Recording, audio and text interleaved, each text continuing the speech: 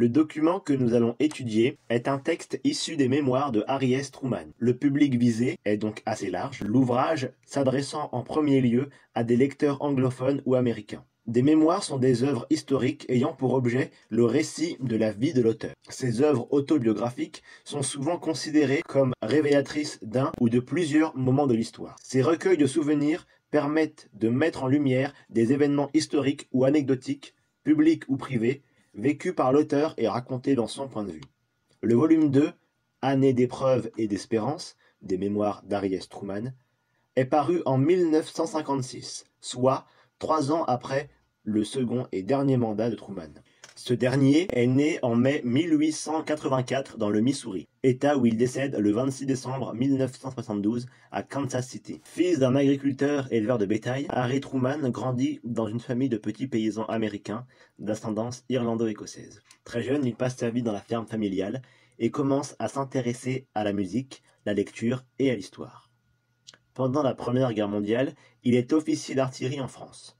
En 1934, il remporte un siège de sénateur fédéral dans l'État du Missouri avec le Parti démocrate. Plus tard, il enquête sur les gaspillages, les fraudes et la corruption dans le domaine militaire, ce qui lui donne un accès à une notoriété d'ordre national. En 1944, il est élu vice-président de Franklin D. Roosevelt, à qui il succède à sa mort en avril 1945. De la fin de la Seconde Guerre mondiale jusqu'à la montée des tensions entre l'URSS et les États-Unis, Truman est donc président. En tant que 33e président des États-Unis, Harry S. Truman est connu pour avoir été un homme politique démocrate ayant marqué un tournant majeur dans la politique étrangère des États-Unis. En effet, c'est sous sa présidence que le pays adopte de plus en plus une politique interventionniste. Les bombardements d'Hiroshima et de Nagasaki, ayant totalisé plus de 300 000 morts, en sont un bon exemple. Harry S. Truman participe à la création des Nations Unies. Il crée la doctrine Truman, la base de la politique américaine contre le bloc communiste durant la guerre froide. Et il met en place le plan Marshall, dont l'objectif était de permettre la reconstruction de l'Europe d'après-guerre. D'abord alliés, l'Union soviétique et les États-Unis deviennent opposants et leur rivalité se transforme en conflit ouvert dit guerre froide. En 1848 et en 1849, un pont aérien vers Berlin et l'OTAN sont respectivement mis en place et supervisés par Truman. C'est de tous ces épisodes dont il est question dans ses mémoires. Truman, en tant qu'ancien président, il raconte ses 2 mandats, l'évolution des relations américaines avec l'Europe, la Russie, la Corée, etc. Il y explique les raisons de la mise en place d'une aide économique américaine en faveur de l'Europe et, d'une manière générale, les raisons du conflit qui suivit dans cette deuxième moitié du XXe siècle.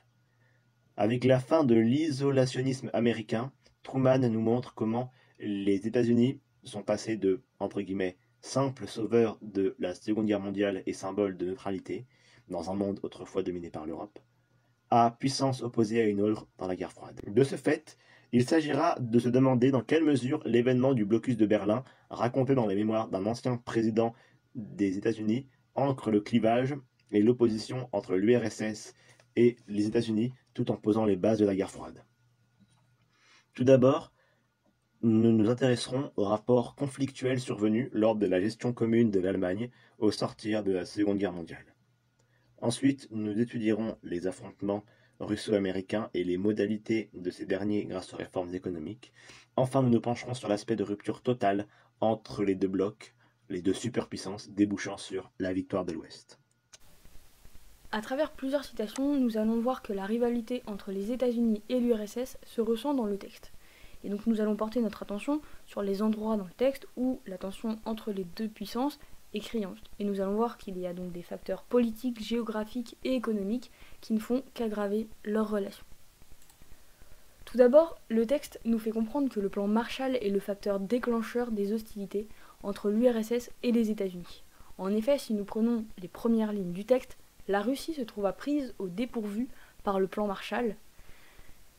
Nous pouvons voir que ce plan est le point de départ. Donc le plan Marshall, qu'est-ce que c'est ? C'est un plan d'aide américain énoncé par le nouveau secrétaire d'État du président Truman à Harvard le 5 juin 1947. Il consiste à fournir une aide financière aux pays européens pour se reconstruire après la Seconde Guerre mondiale. Ce plan d'aide, il est d'ailleurs officiellement appelé Programme de reconstruction européenne, ERP. Il a d'ailleurs un écho favorable en Europe puisqu'une quinzaine de pays y adhèrent. Officieusement, le plan Marshall permet l'endiguement du communisme en maintenant les pays participants comme des pays libres. On comprend alors pourquoi la Russie est prise de court par ce plan qui représente un véritable obstacle dans ses ambitions. D'ailleurs, Truman insiste avec une certaine fierté sur le fait que le plan Marshall est bien conçu contre le communisme aux lignes 2, 3, ne fut pas longue à comprendre que du jour où il commencerait à fonctionner, l'occasion pour elle de communiser l'Europe occidentale en exploitant sa misère économique serait passée. En fait, l'URSS mise sur la fragilité des pays européens d'après-guerre. Au sortir de cette guerre, la prise de contrôle des pays est beaucoup plus facile car ils sont plus fragiles. A noter qu'elle a déjà le contrôle sur un bon nombre de pays de l'Est qui forment un bloc que Churchill nomme dans son discours le rideau de fer. Truman nous dit que ces tensions grandissantes entraînent la difficulté du maintien des accords et déplore en quelque sorte le non-respect de l'URSS à cet égard. Nous pouvons alors voir ça à la ligne 16 et 18. Au terme de l'accord conclu entre Roosevelt, Churchill et Staline, l'organisme militaire qui gouvernait l'Allemagne devait être dirigé conjointement de Berlin. Cette citation fait état de la désorganisation de la gestion de l'Allemagne car les puissances suivent leurs propres intérêts, ce qui a pour conséquence directe de fragiliser la stabilité de l'Allemagne. Cette désorganisation, nous allons le voir d'après Truman, réside dans le comportement de l'URSS qui aurait un comportement individualiste et qui ne ferait qu'empirer et tendre les relations entre les deux puissances. Tout d'abord, nous pouvons voir à travers le texte que l'URSS suit ses propres objectifs et ne respecte pas la gestion commune de l'Allemagne posée par les accords. On peut le voir dans ligne 19-20. Quant aux Russes, ils semblaient résolus à traiter leur zone comme un territoire conquis par eux. Concrètement, l'URSS instaure dans sa zone d'occupation les mêmes objectifs que dans son territoire national. Donc elle applique la réforme agraire, la collectivisation de l'industrie lourde et une restructuration du système scolaire. Ainsi, elle isole sa zone structurellement des zones occidentales. Et de plus, Truman nous explique qu'en réaction au plan Marshall, l'URSS crée un plan d'aide, la Comcon, qui isole davantage la zone soviétique du reste de l'Europe. Aux lignes 6-9, au bénéfice de ces satellites, ce qui aurait pour effet d'interrompre le trafic commercial. Finalement, les accords du Comcon sont bénéfiques aux satellites de l'URSS, c'est-à-dire la Bulgarie, la Hongrie, la Pologne, la Roumanie et la Tchécoslovaquie, car les échanges commerciaux se font uniquement entre ces pays. Et donc on voit bien que cet accord révèle d'un acte protectionniste qui sépare davantage les soviétiques du reste de l'Europe. Donc on peut d'ores et déjà sentir que les blocs se figent de plus en plus. Et selon Truman, le comportement unilatéral de la Russie amène à l'échec du Conseil de contrôle aux lignes 21-23, ce qui fait que les représentants des trois gouvernements dans la partie occidentale de l'Allemagne n'avaient plus beaucoup le choix pour les mesures à prendre.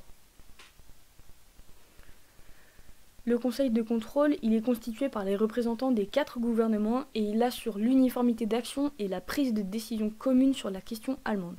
Sauf qu'en mars 1948, les soviétiques quittent ce conseil en pleine réunion, laissant alors les trois autres gouvernements stupéfaits. Et cette désorganisation amène par ailleurs à la création de la bizone, comme nous pouvons le voir, ligne 23. Un système bizonal fut mis sur pied. La France et l'URSS, ayant des intérêts divergents à ceux de la Grande-Bretagne et des États-Unis, s'isolent dans leur propre zone. Et donc les Américains et les Britanniques, eux, fusionnent leur zone économiquement lors de la deuxième conférence du Conseil de contrôle.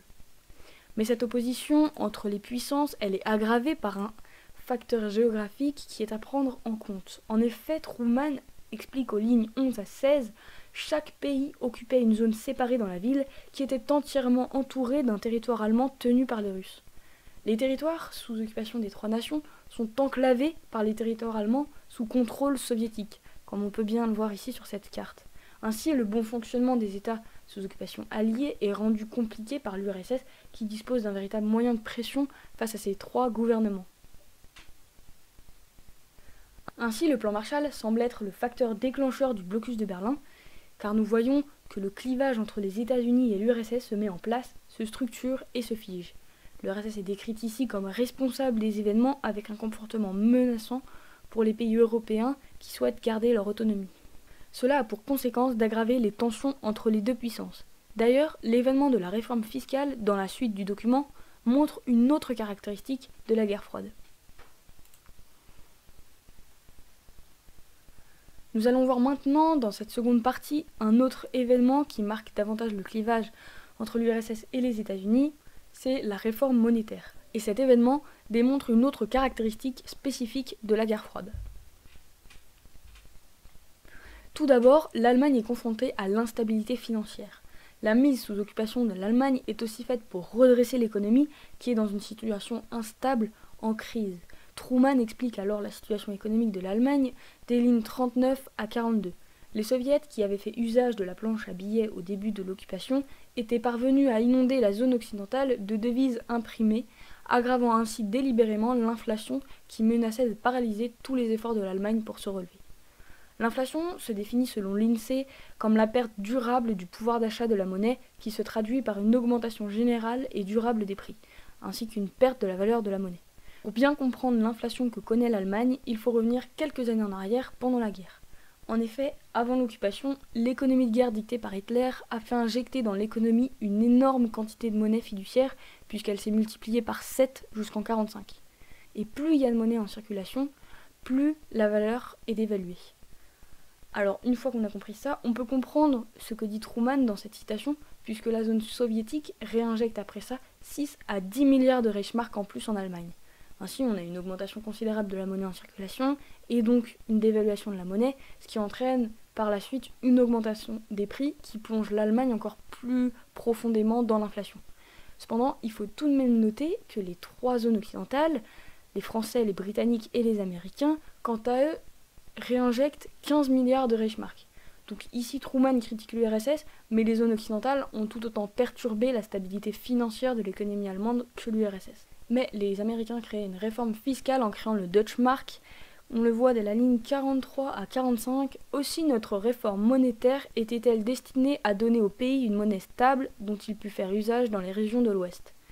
Donc pour la stabilité des pays occidentaux, enfin des zones occidentales, pour la stabilité des zones occidentales, ils font une monnaie stable avec comme principe et modalité la déflation et la conversion du Reichsmark en Deutschmark, l'annulation de la dette publique du Reich pour la création d'une dette à l'échelle des Länders, une banque d'émission unique de monnaie fiduciaire et le maintien des salaires à leur ancien taux de Reichsmark. Et en réaction à cette création du Deutschmark, dont s'opposent les soviétiques, eux, ils créent leur propre monnaie, l'Ostmark, ou comme dit dans le texte, le mark oriental. Truman insiste par la suite sur le fait que le Deutschmark rencontre plus de succès que le mark oriental. Ligne 45-46, et bien entendu, cette monnaie solide n'avait pas tardé à être l'objet de la préférence de tous les Allemands. Ici, il glorifie alors le succès de l'interventionnisme américain et vante sa réussite pour avoir une image positive à l'échelle mondiale. Pour lui, il était quasiment évident que cela ait plus de succès que le mark oriental, comme si l'URSS ne pouvait rivaliser. Donc il faut alors faire attention à une image déformée qui profite aux Américains et éclipse les Soviétiques. Dans cette dernière sous-partie, nous verrons en quoi le blocus de Berlin constitue une réponse à la réforme monétaire occidentale et au plan Marshall. En effet, avec la création de leur nouvelle monnaie et la mise en place du plan d'aide économique, les puissances occidentales envoient un message à leurs rivaux russes et s'assurent une mainmise économique sur la capitale berlinoise. En réaction, les Russes créèrent une nouvelle monnaie, mais ils ne s'arrêtèrent pas là. Pour faire pression au bloc de l'Ouest, l'URSS mit en place un blocus. Ligne 26 à 30, on peut lire. Le 30 mai, le gouverneur militaire adjoint de l'Union soviétique fit savoir à notre gouvernement militaire, à Berlin, que pendant 2 jours, les Russes vérifieraient l'identité de tous les membres des forces armées américaines qui traverseraient leur zone et inspecteraient toutes les marchandises expédiées par voie ferrée. Cette citation fait référence au déclenchement du blocus. Dès 1848, l'URSS cesse donc de coopérer avec les 3 autres puissances occidentales et Staline interdit de ce fait tout transport par route, rail ou canot entre Berlin-Ouest et l'Allemagne de l'Ouest, l'URSS voulant que Berlin fasse entièrement partie du secteur soviétique. Plus bas, on peut lire « Par ce procédé, du 1er avril au 1er juillet, les soviets coupèrent toutes les communications par route, rail et eau entre Berlin et l'extérieur, donnant pour prétexte de leur attitude, ouvrez les guillemets, des difficultés techniques, fermez les guillemets. Le blocus terrestre et maritime dans les zones occupées par les soviétiques créa donc une impossibilité pour les Américains et leurs alliés de ravitailler Berlin-Ouest, car les soviétiques rejetèrent tout transport qui n'eût pas été muni de visa russe. Derrière la justification des « difficultés techniques », Staline voulait à terme récupérer les zones occidentales pour contrôler l'ensemble du territoire. Un rapide commentaire de deux images sur le côté de l'écran. Les deux images sur le côté sont deux caricatures réalisées respectivement, pour celle du haut et celle du bas, par Ernest Howard Shepard et par le caricaturiste Lang. Les deux traitent de la position des alliés occidentaux, États-Unis, Grande-Bretagne et France, face au blocus de Berlin et date de juillet 1948. Celle du haut représente les trois pays alliés, incarnés par trois légionnaires romains. Les drapeaux et les animaux sur les casques permettant de les reconnaître et de les distinguer. Faisant front uni contre les autorités soviétiques et leur décision de bloquer l'accès aux zones occidentales de Berlin. L'URSS étant représenté par des ombres de faucilles et de marteaux dans le coin droit en bas. Le sous-titre parle d'intrépidité et d'union. La deuxième caricature représente toujours les trois pays alliés, reconnaissables notamment grâce à un bonnet phrygien ou un haut de forme arborant le Stars and Stripes, face à l'URSS, un méchant ours menaçant l'Allemagne incarné par une espèce de lutin. Mais cette fois-ci dans un contexte légèrement différent. Ici, le dessinateur ironise sur l'inaction ou le peu d'action réalisé par les Alliés. La légende dit « N'aie pas peur, nous allons tellement le nourrir de notes jusqu'à ce qu'il n'ait plus envie de toi ». La nature des réponses occidentales à la menace réelle que fait peser l'Union soviétique sur Berlin sont, d'après Lang, bien trop faibles. Nous avons donc vu que l'affrontement est indirect et que les altercations sont éthérées ou d'ordre politique ou économique. Avec la rivalité entre les deux blocs accrue en partie par la réforme occidentale et le blocus oriental, l'opposition devient totale et directe. Cette rupture est racontée à travers un point de vue américain et insiste sur une URSS incapable d'égaler les États-Unis. Ces derniers font d'ailleurs une démonstration de force grâce au pont aérien. Les soviétiques bloquent donc les accès terrestres vers Berlin des trois puissances occidentales qui, en retour, organisent un grand pont aérien pour ravitailler leurs garnisons et les populations civiles berlinoises. Aux lignes 56-59, nous pouvons lire « Nous avions vigoureusement repoussé la tentative des Russes qui avaient voulu nous évincer de l'ancienne capitale du Reich par la force, et plus le trafic du pont aérien se prolongeait, plus son efficacité technique s'accroissait, et plus le peuple allemand se tournait vers l'ouest pour se renforcer dans sa résolution de demeurer libre. » À travers la réaction des Occidentaux, nous pouvons observer une profonde détermination des Alliés de l'Ouest à conserver le pouvoir qu'ils ont à Berlin et l'emprise qu'ils possèdent sur l'Allemagne. Le pont aérien permet donc aux dirigeants occidentaux de lever le voile sur une myriade de questionnements dans lesquels ils furent plongés dès le début du blocus.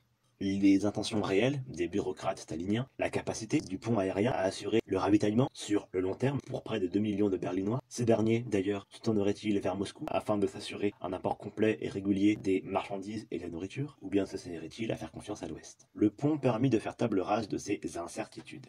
Comme dit dans la précédente sous-partie, le blocus de Berlin, sous couvert de réactions en chaîne en entraînant une autre, cachait en fait un motif bien plus important.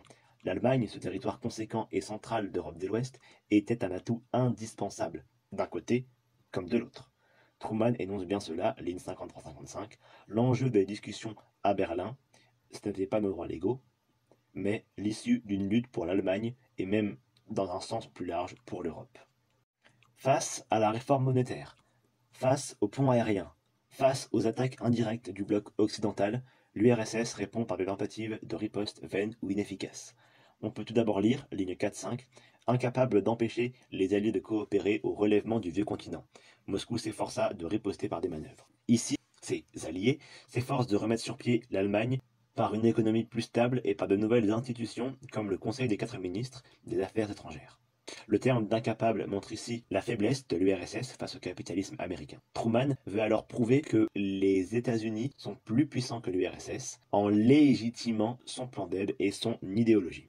De ce fait, mis à part le blocus de Berlin évoqué plus tôt, en décembre 1947, de multiples éditoriaux parus dans la presse berlinoise contrôlée par les soviétiques remettent en question les droits des Occidentaux sur Berlin en arguant du fait que la création de la bizone américaine-britannique constitue un abandon de la gestion quadripartite qui annule les accords de 1945. Staline espère, grâce à ce moyen de pression, ramener les Occidentaux à la table des négociations pour conserver l'unité de l'Allemagne et donc garder l'espoir d'en prendre le contrôle à long terme.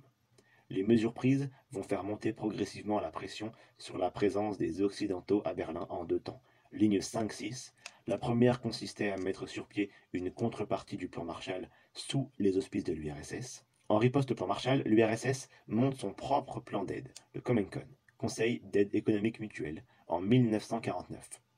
Ce plan permet à l'URSS de développer des liens d'échange avec les pays socialistes communistes de l'Europe de l'Est et de les conserver dans son camp. Ensuite, ligne 10-11, la seconde manœuvre, qui ressemblait plus encore à une provocation, fut d'orchestrer à Berlin un incident militaire destiné à éprouver notre fermeté et notre patience.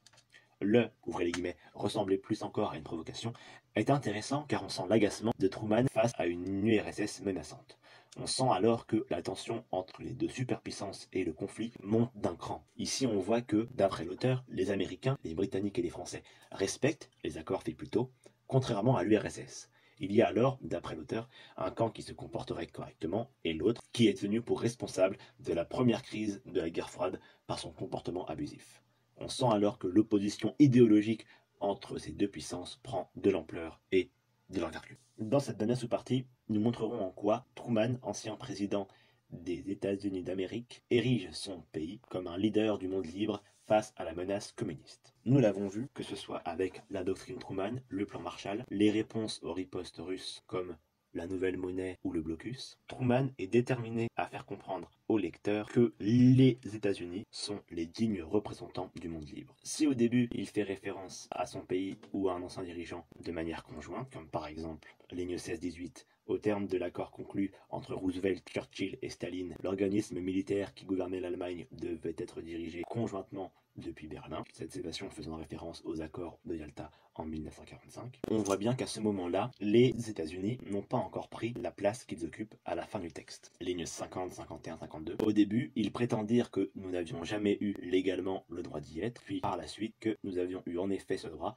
mais que nous l'avions perdu. Ici, Truman fait référence à une des nombreuses débâcles dont il est fait mention plus haut. De plus en plus, les États-Unis, ainsi que son président, prennent une place importante dans la direction de Berlin, de l'Allemagne et de l'Europe, de la direction économique et politique que cette partie du monde doit prendre, afin de résister, d'après l'auteur, à la menace communiste. Enfin, ligne 60, Berlin était devenu le symbole du dévouement de l'Amérique et de l'Ouest à la cause de la liberté. Le texte termine avec Truman réaffirmant son propos et remettant en place les États-Unis comme leader du monde libre.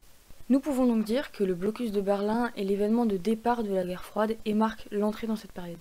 La question de l'Allemagne a accru en fait le clivage entre l'URSS et les États-Unis à travers une lutte idéologique avec d'une part la doctrine Truman et de l'autre la doctrine Jdanov.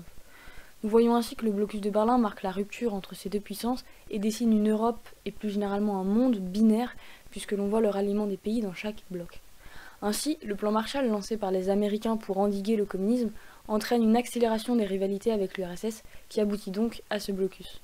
Par ailleurs, cet extrait des mémoires de Truman montre que cet événement pose les fondations de la guerre froide, puisque l'on voit un affrontement tout d'abord indirect entre les deux puissances sur le territoire allemand, mais on voit aussi que cet affrontement est idéologique, entre d'un côté le communisme et de l'autre le capitalisme. Et ces deux idéologies sont frontalement opposées et le texte de Truman le montre bien, car on sent un anticommunisme marquant à travers son mépris pour l'URSS. Il y a alors une autre spécificité de la guerre froide qui apparaît, c'est celle de la perception déformée de son adversaire, puisqu'on voit que Truman propose une vision de l'URSS en la décrivant comme faible et en retard. Mais du coup, il faut bien faire attention puisque cette perception n'est due qu'à cause des tensions. De la même manière, on voit que Truman met en avant la force de son pays à travers le pont aérien qu'il met en place en réaction aux actions soviétiques, et donc il insiste sur la puissance logistique, économique et technologique des États-Unis en légitimant donc le pouvoir de sa nation. Ainsi, cet événement marque l'entrée dans la période de la guerre froide et illustre la première crise de celle-ci.